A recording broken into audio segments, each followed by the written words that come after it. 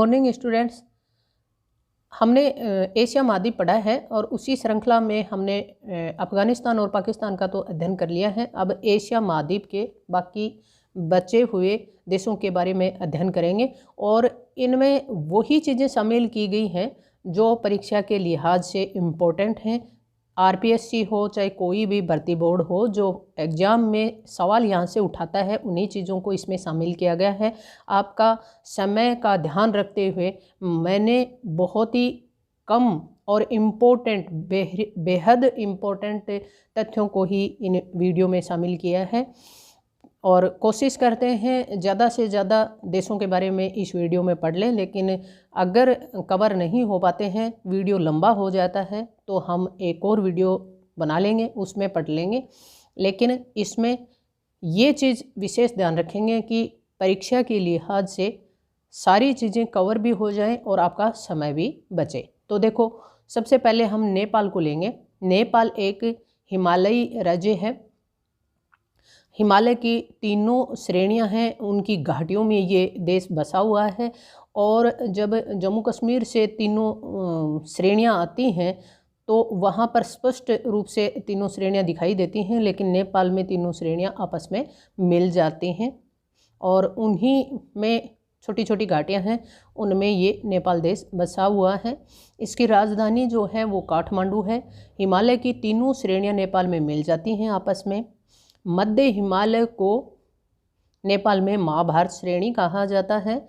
दुनिया की सबसे ऊंची चोटी एवरेस्ट जो है उसको नेपाल में सागरमाथा कहा जाता है। सागरमाथा की ऊंचाई जो है वो है 8,848 मीटर। ये हमने एशिया का जब वर्णन किया था तो उसी में इसकी व्याख्या करके आए हैं। तो यहाँ इसके और फैक्ट देख लेते हैं। भारत की सर्वोच्च चोटी जो है वो कंचनजंगा है और ये सिक्किम और नेपाल की सीमा पर है। नेपाल के मध्य में काठमांडू घाटी और पोखरा घाटी है। इनमें अधिकतर जनसंख्या नेपाल की निवास करती है। घाटियों में पर्वतों पर जनसंख्या कम निवास करती है क्योंकि वहाँ पर्वतों पर जलवायु जो होती है वो इतनी जनसंख्या के अनुकूल नहीं होती है। घाटियों में अच्छी जलवायु होती है।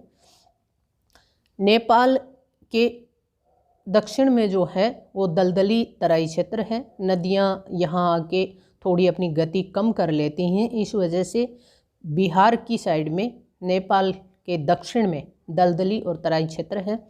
भारत की मदद से नेपाल में भी काफ़ी परियोजनाएं चल रही हैं। जैसा कि हमने अफ़गानिस्तान में देखा था, वहाँ पर भी भारत की तरफ से कई योजनाएं चल रही हैं, सड़कें बन रही हैं, खाद्य सुरक्षा में मदद कर रहा है। वैसे ही यहाँ भी त्रिशूल, पंचेश्वर और सप्तकोशी नामक और कोसी नाउमुरे नाम की परियोजनाएं भारत की आर्थिक मदद से चलाई जा रही हैं, जो नेपाल के विकास में अहम भूमिका निभा रही हैं। ठीक है। जनता यहाँ की ज़्यादातर कौन कौन सी हैं? तीन हैं, गोरखा है, शेरपा है, भोटिया है। और अधिकतर जनसंख्या जो है वो भोटिया है। गोरखा हैं, ये अच्छे सैनिक माने जाते हैं। शेरपा अच्छे पर्वतारोही माने जाते हैं। और आपने नाम भी सुने होंगे, एवरेस्ट फतह करने वाले ज़्यादातर अपने नाम के आगे शेरपा लगाए रखते हैं, तो ये अच्छे पर्वतारोही होते हैं।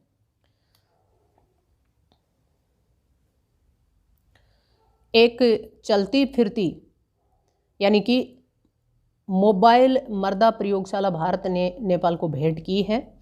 ऑपरेशन मैत्री अभियान चलाया था और ये भारतीय सेना द्वारा चलाया गया था। जब नेपाल में भूकंप आया था उस समय भारत की मदद करने के लिए और पुनः निर्माण के लिए भारत की तरफ से ऑपरेशन मैत्री चलाया गया था, जो अन्य देशों के साथ साथ नेपाल ने भी इसकी क्या की थी, विरोध किया था शुरू में। लेकिन भारतीय सैनिकों के हौसले और इंसानियत के नाते इतना सुंदर काम किया गया था वहाँ पे, तो लास्ट में इनकी प्रशंसा की गई थी। भारत के प्रयास को सराहाया गया था। ठीक है। अब देखो, भूटान के बारे में देख लेते हैं। भूटान भी तीन तरफ से भारत की सीमा से घिरा हुआ है। हालांकि इस सीमा पर चाइना है और यहाँ पर पश्चिम में थोड़ी सी सिक्किम की सीमा लगती है भारत की, और फिर यहाँ असम और अरुणाचल की सीमा लगती है। ये भी एक हिमालयी राज्य है, यानी कि हिमालय की गोद में बसा हुआ एक सुंदर सा देश है। भूटान एक ऐसा देश है जिसके साथ भारत के संबंध हमेशा से ही बहुत अच्छे रहे हैं, कभी भी खराब नहीं रहे हैं। नेपाल के भी अच्छे रहे हैं, लेकिन नेपाल कभी कभी पाकिस्तान और चीन की बातों में आके संबंध खराब कर लेता है, लेकिन भूटान के अक्सर भारत के साथ संबंध अच्छे रहे हैं।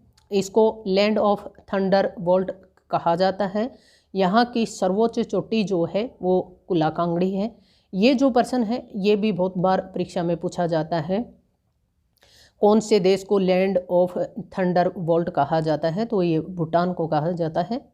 प्रमुख नदी यहाँ की है मानस। जैसे मानस अभ्यारण्य है, राष्ट्रीय अभ्यारण्य है, राष्ट्रीय उद्यान है असम में, वैसे ही इसका भी नाम, नदी का नाम मानस है, लेकिन मानस भूटान की प्रमुख नदी है। भारत की मदद से चुखा परियोजना चल रही है, करीछू परियोजना चल रही है, ताला परियोजना चल रही है। इन परियोजनाओं को में विशेष ध्यान रखने की बात है, परीक्षा में आपसे प्रश्न पूछेगा, अमुक में से, निम्नलिखित में से कौन सी परियोजना भारत की तरफ से चलाई जा रही है भूटान में या नेपाल में, और नाम देगा भूटान और नेपाल वाली दोनों के, तो उनमें से आपको चुनना होगा। तो ये ध्यान में रखनी है, बहुत इम्पोर्टेंट चीज़ें हैं ये। चुखा परियोजना जो है वो भारत की तरफ से भूटान में चलाई जा रही है, करीछू भी और ताला भी, ये भूटान में चलाई जा रही हैं भारत की तरफ से। अधिक जनसंख्या भूटान की कहाँ निवास करती है? चुमी घाटी होकर सिक्किम जाने वाले मार्ग पर अधिकतर जनसंख्या यहीं पर निवास कर रही है। अधिक जनता कौन सी है? भोटिया प्रजाति है, जो अपने को द्रुकपाल कहते हैं। सकल राष्ट्रीय प्रसन्नता सूचकांक अपनाने वाला दुनिया का एकमात्र देश है और पहला देश है, ठीक है।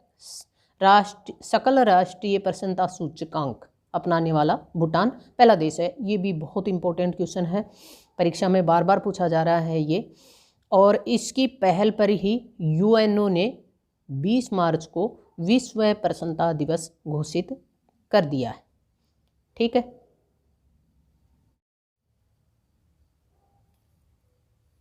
हाँ, अब देखो बांग्लादेश को नदियों का देश कहा जाता है। जैसे पाकिस्तान को नहरों का देश कहा जाता है, वैसे ही बांग्लादेश को भी नदियों और नदी वितरिकाओं का देश कहा जाता है, क्योंकि इसमें भी बहुत सारी नदियाँ बहती हैं। छोटा सा देश है और उस लिहाज से बहुत सारी नदियाँ इससे होकर निकलती हैं, बहती हैं। जैसे ब्रह्मपुत्र है, मानस है, तिस्ता है, मेघना है, बहुत सारी नदियां हैं जो इससे होकर बहती हैं। तो देखो, अब 3 ओर से भारत से घिरा हुआ देश है, डेल्टाई देश है, गंगा ब्रह्मपुत्र डेल्टा पर बसा हुआ है। गंगा ब्रह्मपुत्र डेल्टा में ज्वारीय वन पाए जाते हैं। दुनिया का सबसे बड़ा डेल्टा गंगा ब्रह्मपुत्र का डेल्टा माना जाता है। और एक प्रश्न और पूछा जाता है यहाँ पे, सबसे तीव्र गति से अग्रसर डेल्टा, यानी कि वो समुद्र की तरफ और भी बढ़ता ही जा रहा है, वो डेल्टा कौन सा है? वो डेल्टा है गंगा ब्रह्मपुत्र का डेल्टा। डेल्टा किसे कहते हैं? जब नदी आती है और अपने मुहाने पर समुद्र के किनारे पर अपने साथ लाए हुए अवसाद या निक्षेप को क्या करना शुरू कर देती है? जमा करना शुरू कर देती है, और इस प्रकार की एक आकृति बन जाती है, उसको डेल्टा कहते हैं। ये डेल्टा आकार बन जाता है, इसको डेल्टा कहते हैं। तो गंगा ब्रह्मपुत्र का डेल्टा जो है वो दुनिया का सबसे बड़ा और सबसे तीव्र गति से आगे बढ़ने वाला डेल्टा है। यहाँ पर इस डेल्टा में ज्वारीय वन पाए जाते हैं और सुंदर वन नामक एक वृक्ष पाया जाता है यहाँ पर। इसी के आधार पर ही इसका नाम भी वहाँ पर सुंदरी वृक्ष के नाम पर, वहाँ के अभ्यारण्य का नाम भी सुंदरवन पड़ गया है, और डेल्टा का नाम भी सुंदरवन डेल्टा पड़ गया है। कॉक्स बाजार जो है विश्व की सबसे बड़ी पुलिन है, बलुई पुलिन, यानी कि समुद्र के किनारे ऐसे एक, ये कहें गाँव में बोलते हैं, टिब्बा सा बन गया है बजरी का, और उसको बलुई पुलिन बोलते हैं, जो कॉक्स बाज़ार के नाम से प्रसिद्ध है, और ये विश्व की सबसे बड़ी बलुई पुलिन है। ठीक है। अक्टूबर से दिसंबर तक दक्षिणी भाग जो होता है वो चक्रवातों से परेशान रहता है, प्रभावित रहता है।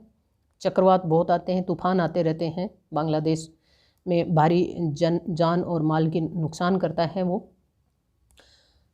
तो बांग्लादेश में गंगा को पद्मा कहा जाता है, ब्रह्मपुत्र को जमुना कहा जाता है, दोनों की संयुक्त धारा जो होती है उसको पद्मा कहा जाता है, दोनों की संयुक्त धारा को मेघना कहा जाता है। बांग्लादेश में गंगा जो ही प्रवेश करती है तो उसका नाम बदल दिया जाता है पद्मा। जैसे देखो गंगा ऐसे जा रही है और एक उसकी वितरिका ऐसे मुड़ जाती है दक्षिण की तरफ और एक आगे निकल जाती है बांग्लादेश की तरफ। तो ये तो है हुगली नदी, और ये जो गंगा की एक धारा आगे निकल जाती है, मुख्य गंगा आगे निकल जाती है बांग्लादेश में इस प्रकार से, उसको कहते हैं पद्मा। ठीक है। फिर इसमें ब्रह्मपुत्र आके मिलती है, ब्रह्मपुत्र को बांग्लादेश में जमुना कहा जाता है। ये जमुना जब इसमें आके मिलती है उसके बाद में ये संयुक्त धारा, इन दोनों की संयुक्त धारा बंगाल की खाड़ी में गिरती है, तो यहाँ एक मेघना नाम की नदी और आके मिलती है, फिर इसका नाम मेघना हो जाता है और मेघना के नाम से ये समुद्र में गिरती है। ठीक है। तो नदियों का जाल बिछा हुआ है। सोनार बंगला कहा जाता है बांग्लादेश को। क्यों कहा जाता है? जूट अधिक उत्पादित होता है, इसलिए जूट के उत्पादन के आधार पर इसको सोनार बंगला कहा जाता है। विश्व में सबसे अधिक जूट का उत्पादन अकेला गंगा ब्रह्मपुत्र का डेल्टा करता है और इसको एकाधिकार है। और गंगा ब्रह्मपुत्र का डेल्टा दो देशों में है, भारत और बांग्लादेश में। भारत का पश्चिमी बंगाल जो है वो जूट का उत्पादन करता है और बांग्लादेश है ही। यहाँ ज़्यादातर जूट का उत्पादन क्यों होता है? क्योंकि अनुकूल जलवायु है यहाँ, और ब्रह्मपुत्र का डेल्टा जो है वो उपजाऊ डेल्टा है। आपको भी पता है कि नदियाँ जो नई नई मिट्टी बिछाती हैं लाके, जलोढ़ मिट्टी, उसको क्या कहते हैं? कछारी प्रदेश कहते हैं। वो भी बहुत उपजाऊ होता है, और डेल्टा जो होता है ये भी बहुत उपजाऊ होता है। हर साल नई नई मिट्टी लाके बिछा दी जाती है और जूट के लिए उपजाऊ मिट्टी की ज़रूरत होती है। तो ये दोनों चीज़ें हैं यहाँ पे। अनुकूल जलवायु है और उत्पादक डेल्टा है, तो यहाँ पर जूट का उत्पादन काफ़ी होता है। गुलाबी मोती बहुत मिलते हैं यहाँ पर इस सागर में, तो इसीलिए इसको कई बार गुलाबी मोती भी कहा जाता है।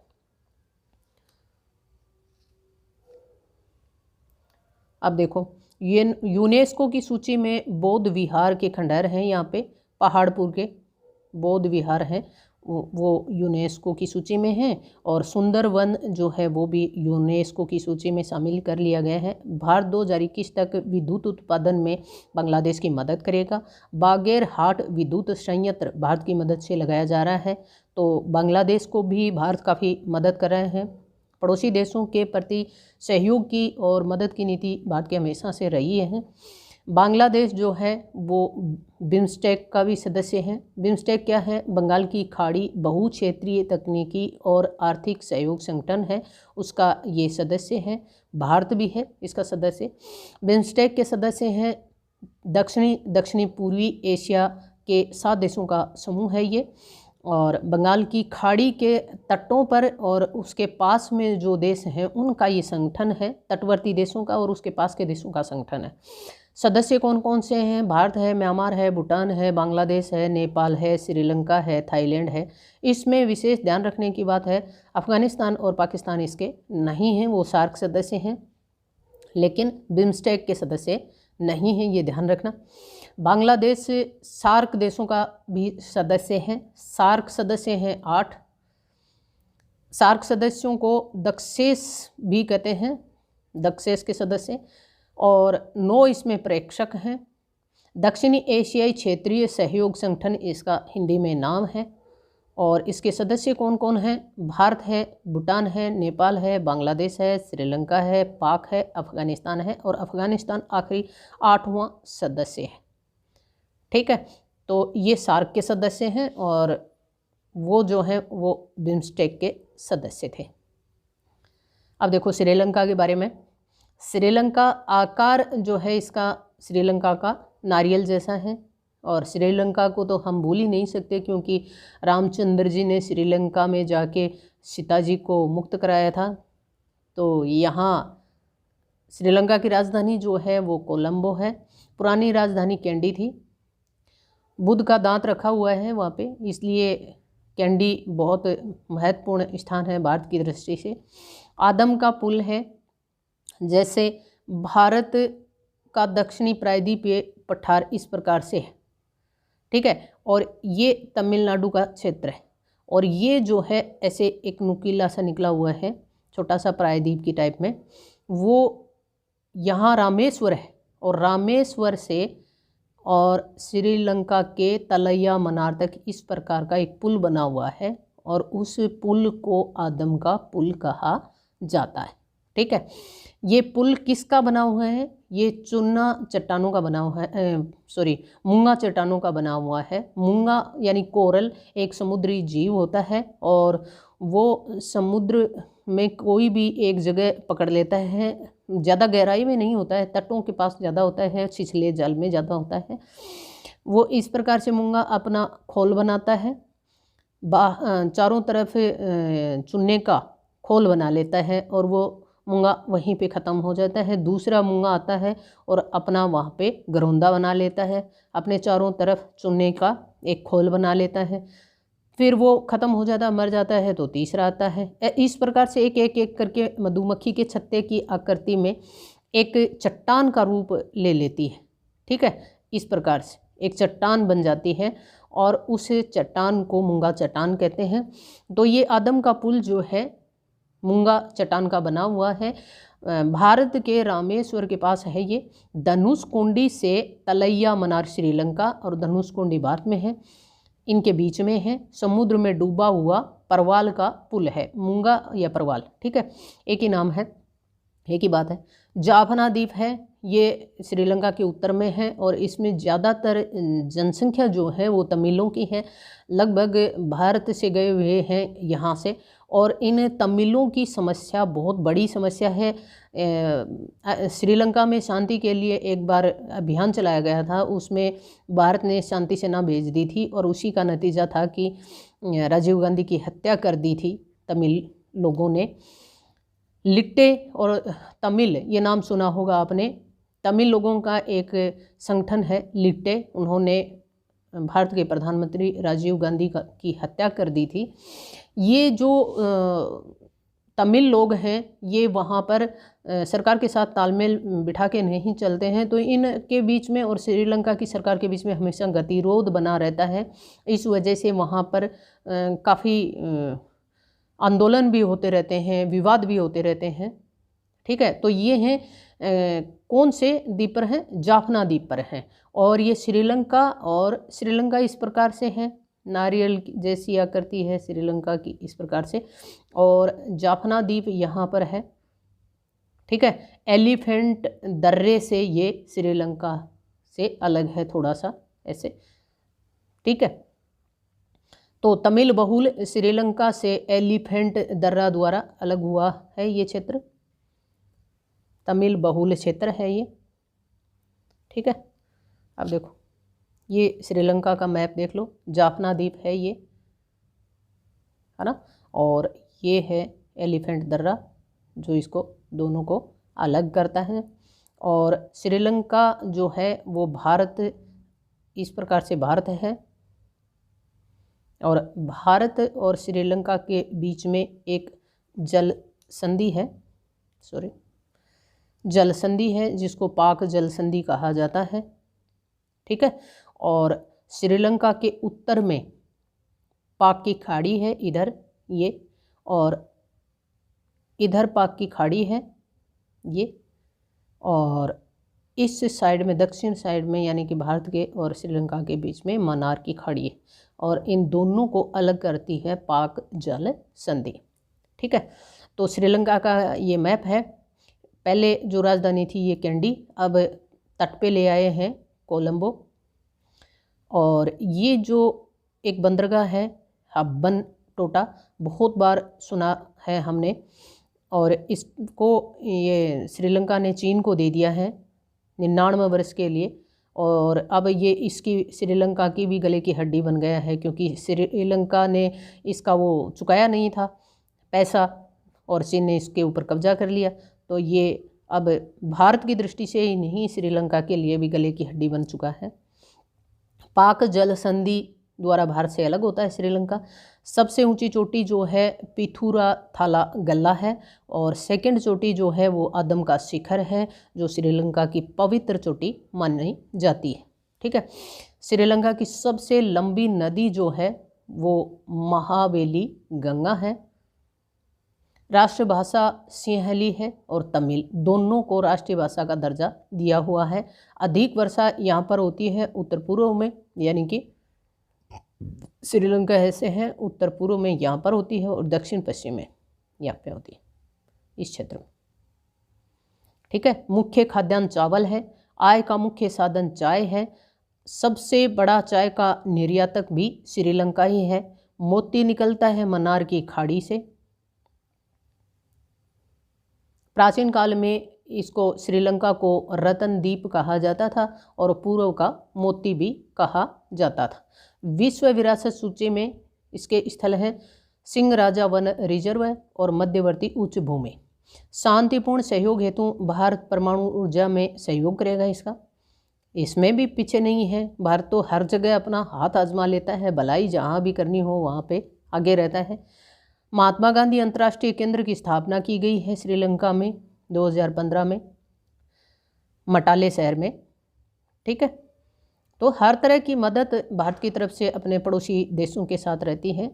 अब देखो मालदीव, देखो मालदीव एक हिंद महासागर में बसा हुआ बहुत ही सुंदर सा छोटा सा देश है, जिसकी आर्थिक व्यवस्था जो है वो पर्यटन पर निर्भर करती है। दक्षिण एशिया का सबसे छोटा देश है ये। भारत के मिनिकॉय द्वीप से 8 डिग्री चैनल से अलग होता है। 8 डिग्री चैनल किसे कहते हैं? ये डिग्री चैनल जो होते हैं, चैनल मैंने बताया था, दो भूखंडों के बीच से जो सकरा जलीय मार्ग निकलता है उसको चैनल बोलते हैं। और जो ये कोई भी जितने नंबर के अक्षांश पर होता है उसका नाम उसी डिग्री के ऊपर रखा जाता है। जैसे भारत के दक्षिण से विषुवत रेखा निकलती है और फिर भारत की तरफ बढ़ते चलते हैं तो अक्षांशों का नंबर बढ़ता चला जाएगा। जैसे यहाँ 0 है तो ये 2, ये 3 नंबर और ये 4 नंबर, ऐसे। तो 6 पर तो अपनी भारत का जो पॉइंट है वो शुरू हो जाता है, सीमा शुरू हो जाती है अंडमान निकोबार द्वीप समूह में, ग्रेट निकोबार में। तो 8 डिग्री तक आते हैं। 8 डिग्री यानी कि भारत की मुख्य भूमि लगभग पास में आ जाती है। वहाँ पर 8 डिग्री चैनल, 8 डिग्री अक्षांश है और उसी के ऊपर ये 8 डिग्री चैनल है, इसलिए इसका नाम भी 8 डिग्री रख दिया गया है। ठीक है। तो 8 डिग्री चैनल से भारत का जो लक्षद्वीप में एक द्वीप है मिनिकॉय, उससे 8 डिग्री चैनल के द्वारा मालदीव अलग होता है। इस प्रकार से ये है मान लो मिनिकॉय और ये 8 डिग्री चैनल है और ये मालदीव। ठीक है। अब देखो लगभग 1200 द्वीप हैं इस पे, और वो किसके हैं? मूंगा चट्टानों से बने हुए हैं सारे के सारे, आदम पुल की तरह। और समुद्र से 1.5 मीटर ही ऊंचा है मालदीव, सिर्फ 1.5 मीटर।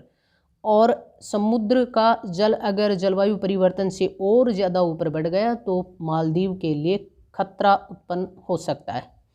यानी कि जलवायु परिवर्तन ज़्यादा से ज़्यादा होता जाएगा तो मालदीव के लिए खतरा भी बढ़ता जाएगा। एक बहुत ही सुंदर देश है, पर्यटन के लिहाज से लोग बहुत जाते हैं उधर। तो जलवायु परिवर्तन का असर मालदीव पर भी पड़ सकता है। भाषा यहाँ की कौन सी है? विदेही है। राजधानी माले है, ये बहुत बार पूछते हैं इसकी राजधानी। और ये भी पूछते हैं कि मालदीव किसका बना हुआ है, यानी कि मालदीव के ऊपर जो चट्टान है मालदीव की वो किस प्रकार के हैं? तो मूंगा चट्टानें हैं सारी के सारे। ब्रिटेन का उपनिवेश था ये। 1968 में ही स्वतंत्र हुआ है ब्रिटेन से। हम 47 में हुए थे और ये 68 में आज़ाद हुए हैं। सबसे बड़ा उद्योग इनका पर्यटन है। मानव विकास सूचकांक में सार्क देशों में ये प्रथम स्थान पर है, देख लो।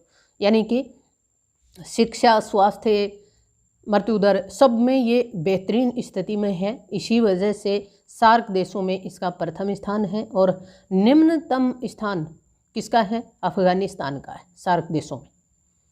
ठीक है, तो ये आपका मालदीव था। और अब इससे आगे के जो एशिया महाद्वीप के देश बचे हैं वो कोई और वीडियो में पढ़ेंगे। और मिलते हैं अगले वीडियो में, तब तक के लिए नमस्कार।